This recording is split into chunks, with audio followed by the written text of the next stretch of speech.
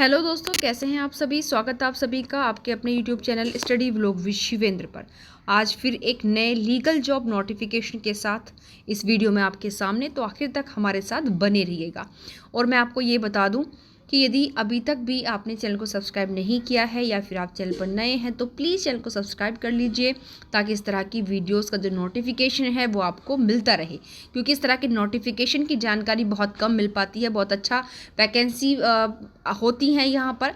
देखिए, मैं ये नहीं कह सकती कि बम्पर आती हैं, बट आज के इस नोटिफिकेशन में अच्छी हैं। और रेयर कभी कभी किसी नोटिफिकेशन में बहुत कम होती है, बट फिर भी ठीक ठाक वैकेंसीज लॉ के अकॉर्डिंग आ जाती हैं, जो परमानेंट बेस पर भी होती हैं, आपकी कॉन्टेक्चुअल भी होती हैं।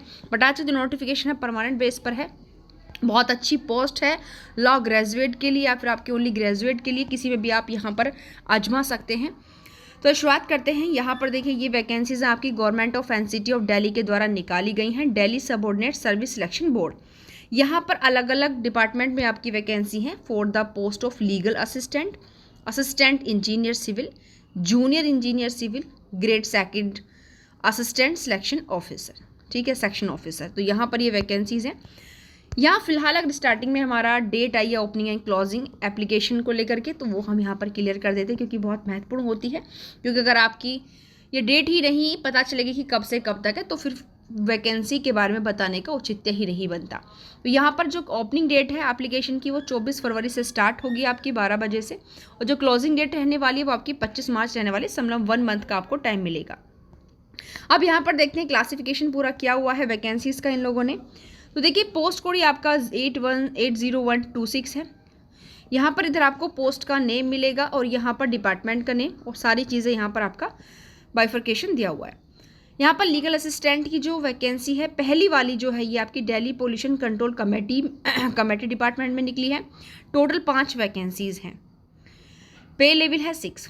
फिर लीगल असिस्टेंट की जो है वो दिल्ली अर्बन शेल्टर इंप्रूवमेंट में बोर्ड में जो निकली है वो है आपकी 2, और इसका पे लेवल 7 रहेगा। लीगल असिस्टेंट की जो अगली है वो department of law justice and legislative affair में ये 2 निकली हैं। फिर उसके बाद legal assistant Delhi transport corporation में आपकी 1 निकली है। यहाँ ये आपकी लॉ वालों के लिए रहने वाली है। उसके अलावा अगर हम बात करें तो ये असिस्टेंट इंजीनियर सिविल है, असिस्टेंट इंजीनियर सिविल है, ये सब अपनी है कि हाँ यहाँ पर ये डिपार्टमेंट के अंतर्गत आपकी बताई हुई हैं। तो यहाँ आपकी जानकारी के लिए मैं बता दूँ। आगे अब देखते हैं कि ये आपकी वेबसाइट दी हुई है जहाँ पर जाकर आप अपना फॉर्म फिल कर सकते हैं। उसके अलावा आइए अब आते हैं एलिजिबिलिटी क्राइटेरिया पर। तो सबसे पहले हमारी पोस्ट थी लीगल असिस्टेंट की, डिपार्टमेंट था दिल्ली पोल्यूशन कंट्रोल बोर्ड, जो कि आपकी 5 वैकेंसी हैं। यहाँ पर अगर हम एजुकेशन क्वालिफिकेशन में इसेंशियल की बात करें तो वो आपका डिग्री लॉ की होनी चाहिए। 3 साल का एक्सपीरियंस या तो लीगल प्रैक्टिशनर का या फिर 1 साल का जो है किसी भी legal work in a government department के अंदर अगर है तो, अगर 1 साल का। ये यहाँ पर कुछ नोट दिया हुआ है, यानी कि रिलैक्सेबल, यानी कि डीपीसीसी को यहाँ पर पावर दी हुई है, ठीक है। इनके दिल्ली पोल्यूशन कंट्रोल आपका कमेटी को पावर दी हुई है कि वो चाहे तो यहाँ पर इस एक्सपीरियंस से जो है रिलैक्सेबल भी दे सकती है, छूट भी दे सकती है। ओके, उसके बाद अगर हम यहाँ पर पे स्केल की बात करें तो ये आपका 35,000 से स्टार्ट होकर 400 और आपका कहाँ तक बढ़ सकता है 1,12,400, जो कि आपका पे लेवल रहेगा 6।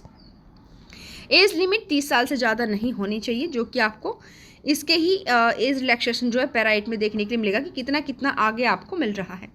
दूसरी है Delhi urban shelter improvement board legal assistant की, जो आपकी 2 वैकेंसी हैं। इनमें भी आपका processing regular degree in law में होनी चाहिए और रजिस्ट्रेशन होना चाहिए बार में appearing before the court from a recognised university और इक्विलिएंट, एंड 3 साल का बार में आपके पास एक्सपीरियंस यहाँ पर होना चाहिए, ठीक है।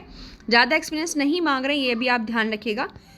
इसमें जो आपको मिलने वाली है वो है आपकी पे लेवल 7 के अकॉर्डिंग 44,900 से स्टार्टिंग है, जो आपकी 1,42,400 तक रहेगी। इसमें भी एज आपकी 30 ईयर्स लास्ट है। फिर है आपकी जो department of law justice and legislative affairs के अंतर्गत निकली हैं 2 वैकेंसी। उसमें लॉ की डिग्री और साथ साथ 2 साल का अनुभव आपसे मांगा जा रहा है। 2 years experience as legal practitioner और 1 year experience in handling legal work in a government. यानी कि वैसे तो नॉर्मल लीगल प्रैक्टिशनर के रूप में तो 2 साल का मांग रहे हैं, अगर आपने कोई लीगल वर्क हैंडल किया गवर्नमेंट डिपार्टमेंट में तो 1 साल का मांगा जा रहा है। बाकी यहाँ पर भी दिया हुआ है कि ये छूट देगा आपको, जो डिपार्टमेंट जहाँ पर आपकी है वो आपको अगर चाहे तो रिलैक्सेबल दे सकता है इन चीज़ों से।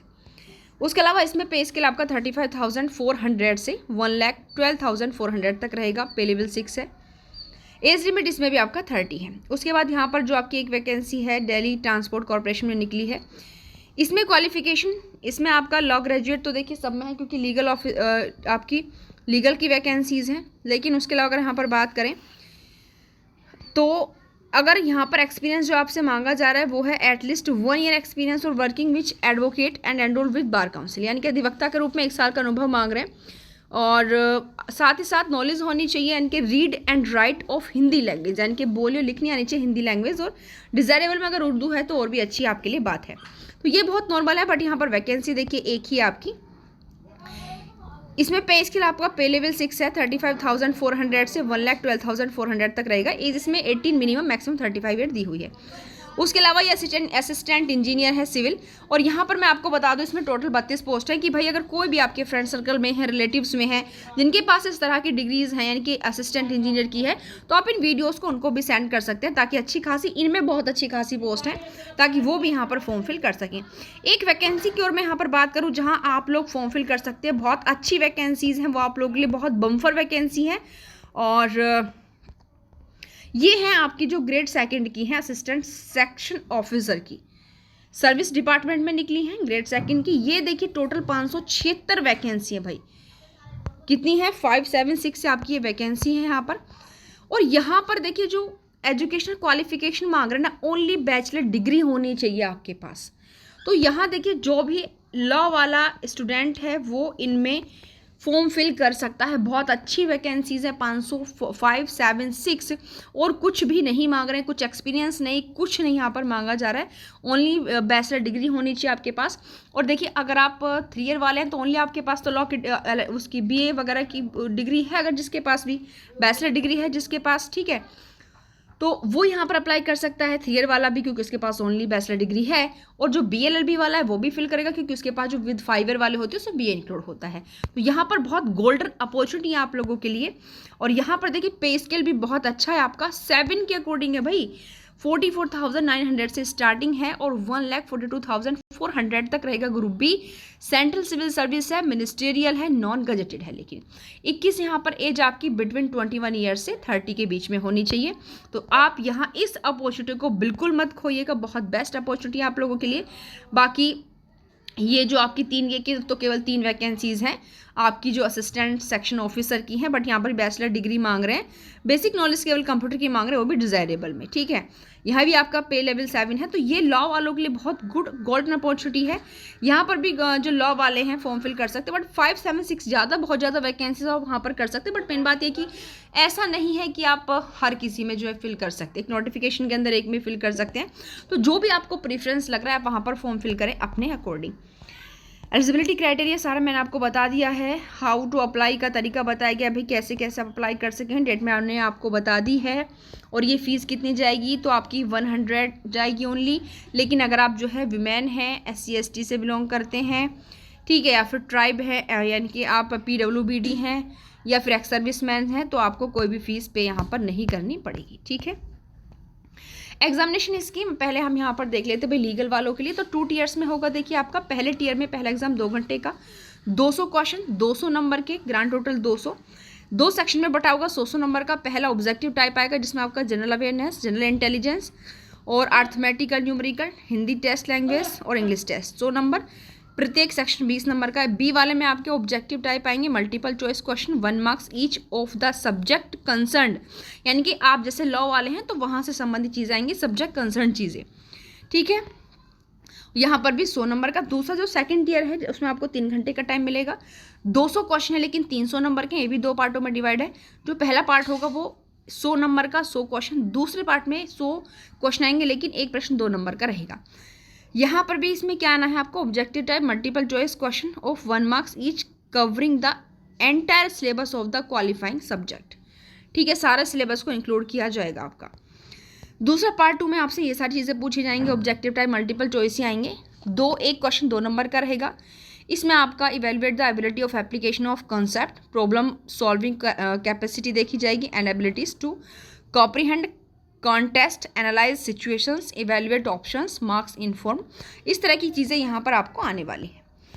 तो ये अब आपका अलग अलग डिपार्टमेंट के अंतर्गत आ गया है। ध्यान रखिएगा, लॉ वालों के लिए मैंने यहाँ पर बता दिया है। और ये आपका दिया हुआ, अगर जनरल EWS है तो 40%, अगर OBC दिल्ली से 35, और अगर दिल्ली के अलग हैं तो याद रखिएगा 40 ही जाएगा।